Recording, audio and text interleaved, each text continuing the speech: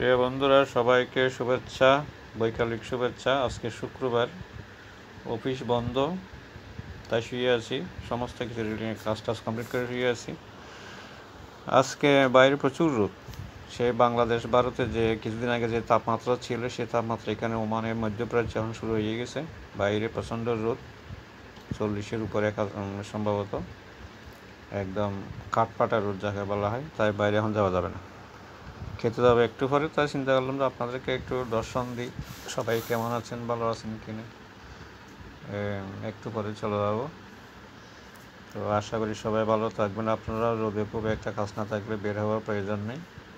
সবাই ভালো থাকবেন, সুস্থ থাকবেন, আর যার যার অবস্থান থেকে পরিস্থিতি কি সেটা জানাবেন, কে কী এক অবস্থায় আছেন, ভালো আছেন। তো সবাইকে ধন্যবাদ জানিয়ে শেষ করছি। Good afternoon.